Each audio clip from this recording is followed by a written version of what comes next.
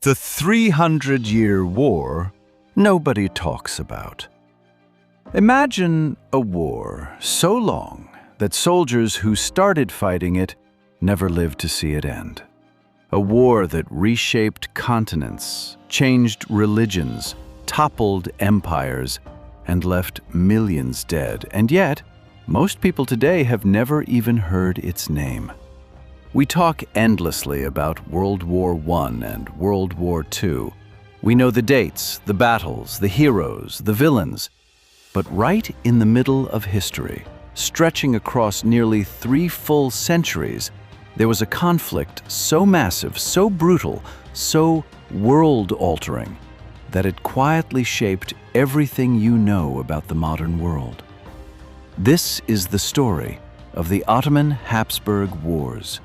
A war nobody talks about. A war that lasted over 300 years. And a war that decided the fate of Europe, the Middle East, and Western civilization itself.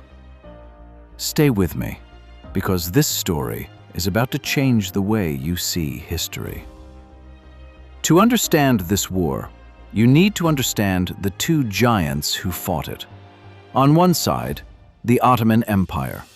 At its peak, the most powerful empire on the face of the earth. Its armies were disciplined, its navy was dominant, and its sultans ruled over a territory stretching from the deserts of North Africa all the way to the gates of Vienna.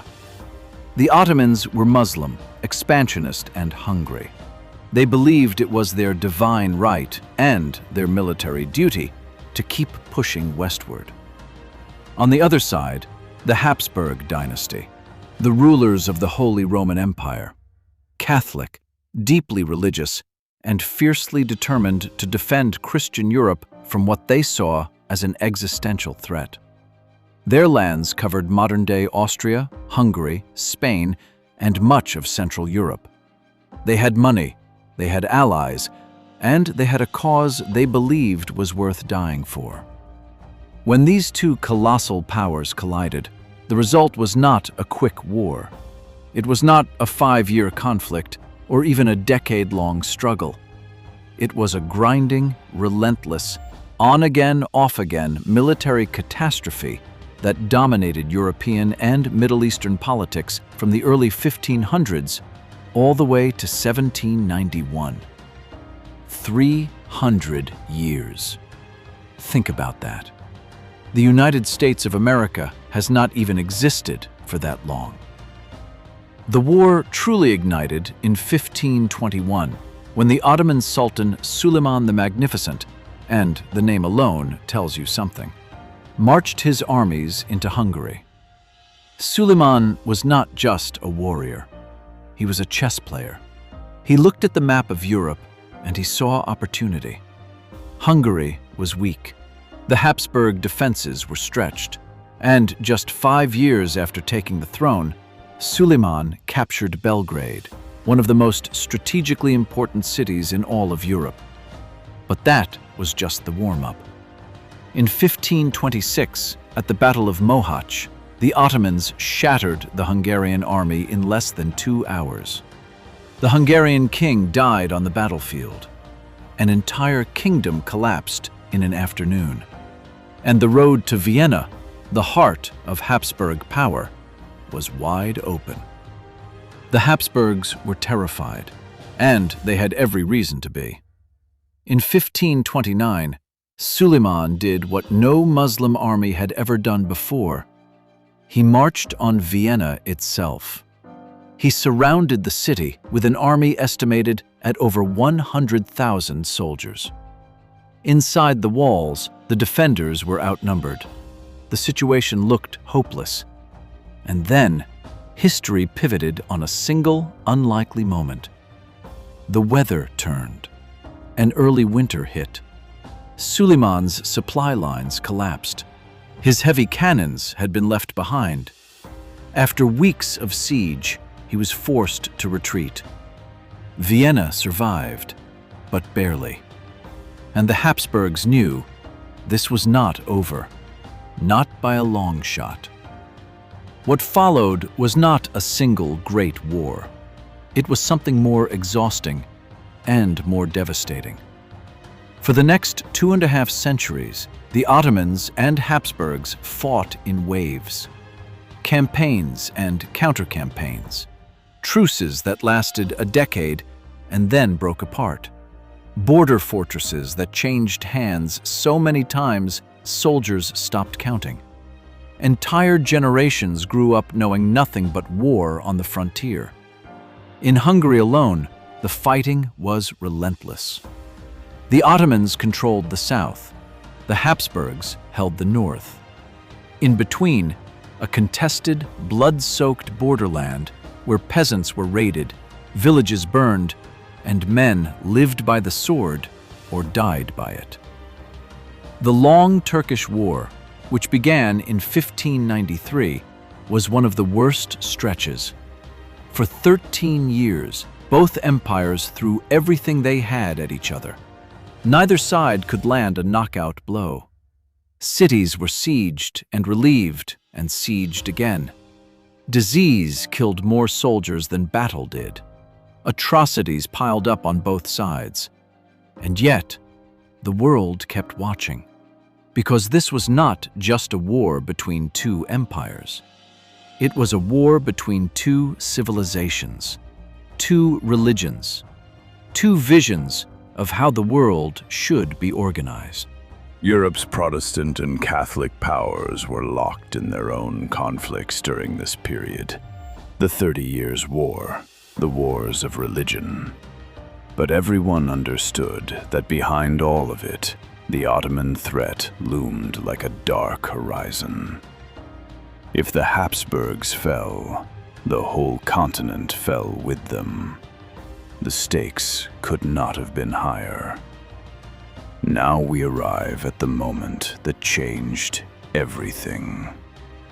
The year is 1683, and the Ottomans are back at Vienna. This time the army was even larger. The Grand Vizier Kara Mustafa Pasha commanded a force of somewhere between 150,000 and 300,000 men. Historians still debate the exact number. It was one of the largest armies ever assembled in European history. Vienna was in chaos. Emperor Leopold I fled the city. The garrison was outnumbered 10-1. Ordinary citizens dug trenches and manned walls alongside soldiers. For 2 months, the city held, but barely. The Ottoman tunnelers were digging under the walls, planting explosives, preparing to blow the defenses apart. Vienna was days, maybe hours, from falling. And then, on September 12th, 1683, one of the most dramatic military rescues in all of human history took place. The Polish king, John III Sobieski, arrived with a relief army. He commanded the largest cavalry charge in recorded history, 18,000 horsemen thundering down from the Kahlenberg Hill directly into the Ottoman flank. The Ottoman lines broke. Within hours, an empire that had terrorized Europe for over a century was in full retreat. The Grand Vizier fled, leaving behind mountains of treasure, weapons, and supplies. He was later executed by the Sultan for his failure. The siege of Vienna was over, and with it, the tide of Ottoman expansion into Europe was broken forever. It was a battle so significant that some historians call it the moment that saved Western civilization. Whether you agree with that or not, the effects were undeniable. After Vienna, everything reversed. The Habsburgs, energized and united with new allies, launched a massive counteroffensive. One by one, the Ottomans were pushed back from territories they had held for over a century. Hungary, lost in 1526, was recaptured. Belgrade fell to Habsburg forces in 1688. The Ottoman Empire, which had seemed unstoppable, was now on the defensive. The Treaty of Karlowitz in 1699 formalized what the battlefield had already decided. The Ottomans surrendered Hungary, Transylvania, and large portions of the Balkans. It was the first time in Ottoman history that the empire had made such massive territorial concessions. The tide had turned permanently. But the war was not quite finished. Fighting flared again in the early 18th century. The Ottomans retook Belgrade in 1739, then lost it again. The borders shifted back and forth like the tide. More treaties, more battles, more dead. It was not until 1791, with the Treaty of Sistova, that the last major chapter of this centuries-long conflict finally closed. By then, the Ottoman Empire was already being called the sick man of Europe. Its days of expansion were over. The slow decline that would eventually lead to the empire's collapse in 1922 had begun. 300 years, from 1521 to 1791, and the world had been permanently rearranged. So why does this matter? Why should you care about a war that ended over 2 centuries ago? Because the world you live in today was shaped by it in ways you probably never realized. First, the borders of Europe. The modern map of Central Europe, Austria, Hungary, Croatia, Serbia, Romania, was essentially drawn in the aftermath of the Ottoman-Habsburg conflicts. Every border dispute, every ethnic tension, every political fracture in that region today has roots in those 3 centuries of war. Second, the rise of nationalism. The Ottoman occupation of the Balkans created centuries of resentment that eventually exploded in the early 20th century. The assassination of Archduke Franz Ferdinand in Sarajevo in 1914, the spark that started World War I, happened in a city that was itself a product of the Ottoman-Habsburg frontier. The war nobody talks about set the stage for the war everybody talks about. Third, the relationship between Christianity and Islam in Europe. The centuries of conflict between the Ottomans and Habsburgs shaped attitudes, stereotypes, fears, and alliances that still echo in European politics today. Immigration debates, cultural tensions, questions of identity. None of these can be fully understood without knowing this history. Fourth, coffee. Yes, really. When the Ottomans retreated from Vienna in 1683, they left behind sacks of strange, dark beans.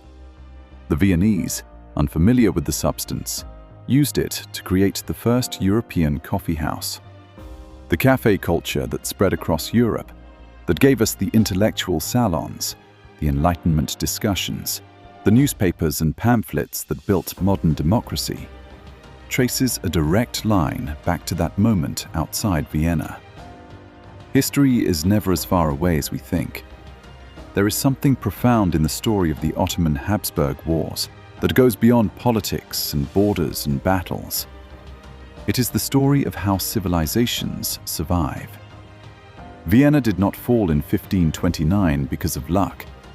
It survived because ordinary people held walls while kings debated strategy. It did not fall in 1683 because of one man's courage. Sobieski's charge was brave, but it succeeded because thousands of soldiers believed the fight was worth it. History is not made by empires. It is made by decisions. Individual choices made under impossible pressure that ripple forward for centuries. And perhaps most importantly, this war reminds us that the things we take for granted today were not inevitable.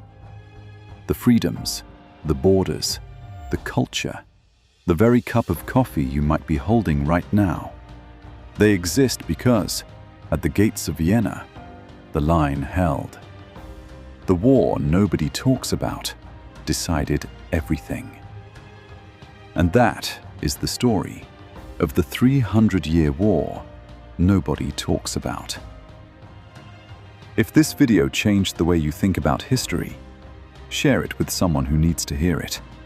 Hit that subscribe button, because we cover the hidden stories of history that school never taught you. And if you want to go deeper, drop a comment below and tell me which part of this conflict you want to explore next. The Battle of Mohács, the Knights of St. Stephen, the full story of Suleiman the Magnificent. History is waiting, and it is always stranger and more important than we think. See you in the next one.